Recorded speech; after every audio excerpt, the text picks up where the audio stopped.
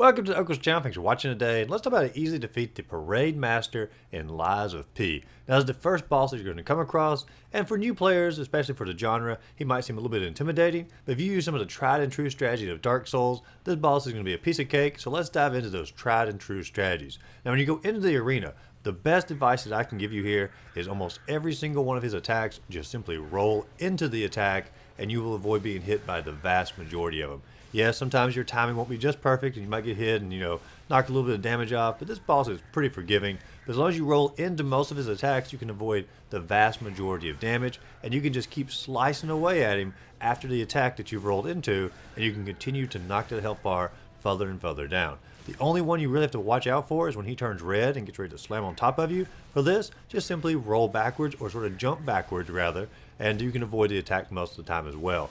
Even if he doesn't turn red and he does the fall down move, I do recommend sort of jumping backwards instead of trying to roll into that particular attack. Now, after you've done enough of these, his health bar gets around the halfway point. He's going to enter into stage 2 or phase 2 of the fight. At this point, he pulls a little cage off his back and he sits on it and he rips his head off. And during this part, it's not very long, but you can get several hits in on him here and you can continue to dwindle down that health.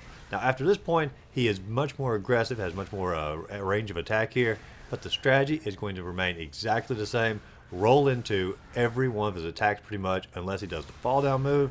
And you just simply roll into the attacks. You get several hits in as soon as you come out of the roll, and you can continue to take his health away, and at the same time build up his stagger meter. And eventually, when his stagger meter is all the way to the top, it's going to turn white. His health bar is anyway. At this point, if you do an R2 move, a charge up move, when you execute this correctly, he's going to be sort of stunned or staggered. And at this point, you can then do a visceral attack, and look how much damage comes away with a visceral attack.